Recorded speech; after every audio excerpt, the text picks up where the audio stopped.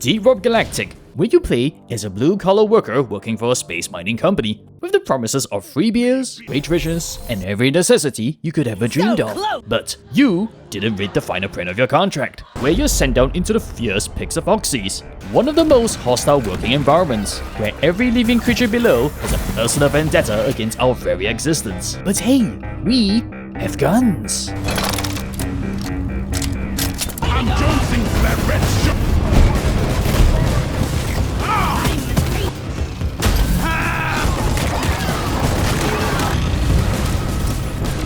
The drop pod with the charge. Take a disciplined whale piper! So what really is Deep Rock Galactic?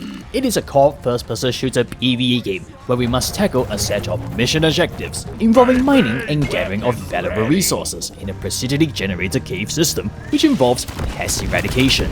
But don't expect health and safety standards, especially when working for an enterprising company. Running low on ammo? Didn't mine enough nitro? Congratulations, resupply denied. Equipped with the most advanced AI ever made, who responds to your commands by doing the exact opposite, or scaling a 90-degree wall and emotionally detaching from the team. The company sees you as expendable, parking the drop pod in the worst possible location, leaving you sprinting through hell just to make it back alive. But even after risking your life gathering mountains of resources, only to witness your hard-earned work get mostly siphoned off to the company straight into their profit margins. Your well-being is none of their concerns, but that is the least of your worries.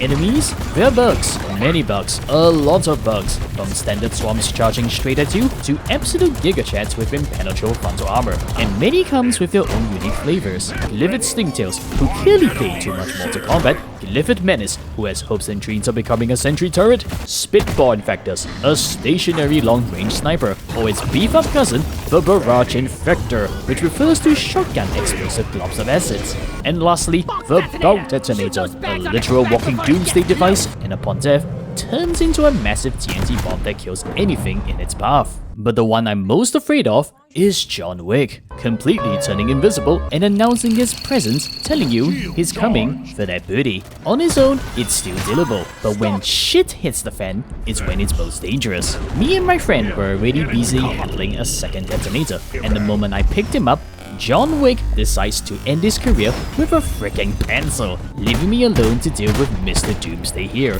Running low on IQ and shattered dreams, I was tunnel vision on what's in front of me, failing to notice John Wick sneaking up behind me and promptly taking down my booty. Remember, don't kill his dog, but your enemies ain't just bugs. A rival mining corporation has deployed fully automated murder machines to ensure you don't take their profits. And if you're truly unlucky, the Nemesis is on the clock. He has learned to mimic the annoying voices of us fellow dwarfs and lure us in.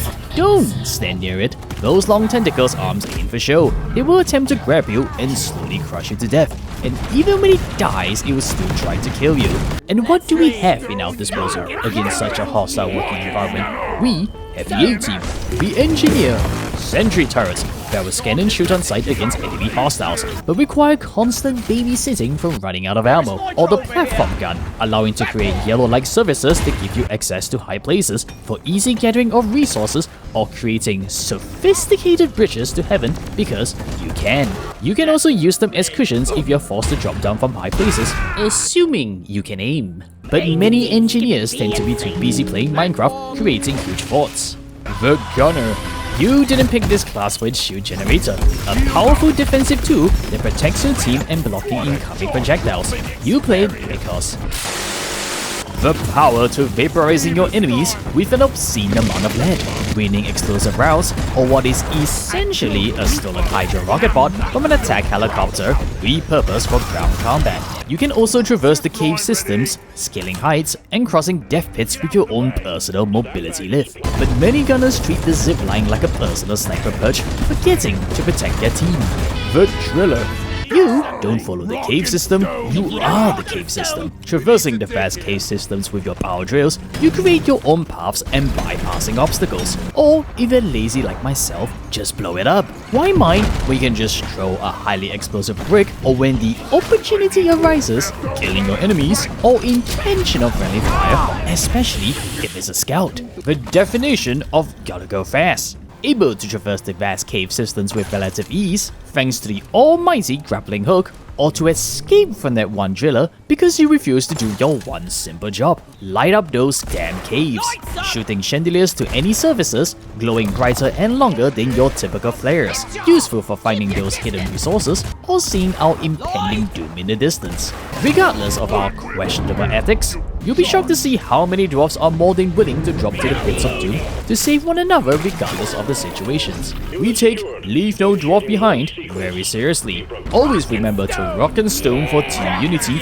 and annoying management at any opportunity, from touching everything with our stubby rubby hands to dumping barrels all over the space rig. Or using the laser pointer not for identifying and finding our resources, but prioritizing gold chunks about getting rich and identifying the right shrooms and reminding management. Focus, team. Mandatory drinking? Absolutely essential. It's not just a tradition, it's the only thing holding this entire operation together. Sure, there are minor side effects, but the pros mostly outweigh the cons. Some beverages give you buffs, like Pot of Gold for absurd gold gains, or Ton of Red specifically designed for that one scout who still don't understand the concept of fall damage. But why are we here, you may ask? Simple, we need the money. I'm buried in debt, drowning in bills, paying for life insurance I'll probably need. That is why I'm more than willing to throw myself into the deep dark hellscapes of Hoxxes. The more danger and chaos those cave systems get, the bigger the paycheck. A wide selection of missions, from simple Morkai runs to full-on boss fights against absolute Giga units. Babysitting Dorothy while constantly refilling her because management refused to invest in a bigger fuel tank, or the complete American simulator experience. Refining liquid Morkites using pump checks, connecting them back to the mobile refinery, either efficiently or questionable creativity.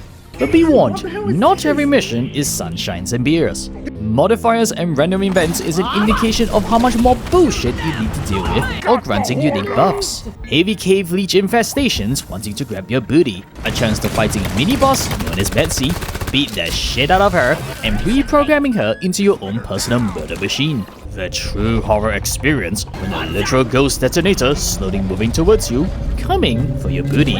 Or the rare chance of meeting a glyphic characterized detonator, a distant cousin of the detonator, but upon death, turning the surrounding terrain into solid gold. But what is possibly the greatest creation that DRG has to offer?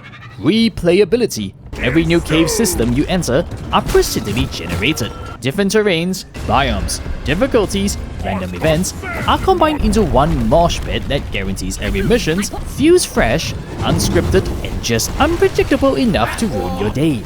With everything being fully destructible, you can sandbox your own paths to getting those fat riches or getting through some of the most insane complex generator cave systems. But that's not all. Each class comes loaded with a wide arsenal of weapons backed by a ridiculous number of upgrades, either improving your weapons to have punching power to breaking through armor, terrorizing your enemies to flee, or causing bugs to having an intensive relationship. But it's not enough. If you truly want to unlock real power, you want Overclocks. These aren't just upgrades, they transform your weapons, turning them into something stronger or completely unhinged. We're talking about ice and spiky death traps, electrified platforms of pure hate, literal portable launching nukes, and whatever this is. But where do you get this insane overclocks? Machine events can randomly spawn in missions, usually under 3 minutes if your team isn't actively trolling. Complete the challenge, put in a blank core, and boom! You got a shot of an overclock, a cosmetic, or some minerals for your own chosen class. My personal favorite, the Tritolite Deposit, because nothing says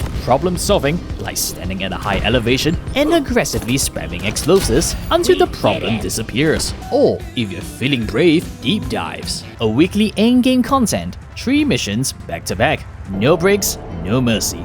Each stage ramps up the difficulty, and all your resources gets carried over, which means you need to be very mindful and resourceful when it comes to resupplying yourself and your fellow dwarfs. And don't forget, drink your beer before starting.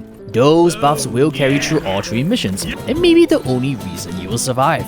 The rewards are worth the effort, with your guarantee to getting a blank, a weapon, and finally a cosmetic core. And speaking of cosmetics, there's an absurd amount of drip waiting for you. Being a literal green elf that chose violence over making presents, to becoming a full sentinel walking ghost chunk. You can spend your hard-earned credits on questionable fashion choices or unlock cosmetics through the seasonal pass, each one packed with a full progressional tree. And here's the kicker. You can play every previous season you miss for free. Ghost Ship Games genuinely respects your time. No predatory marketing, no FOMO, no limited time event bullshit designed to rush you into spending real money just so you can look drip.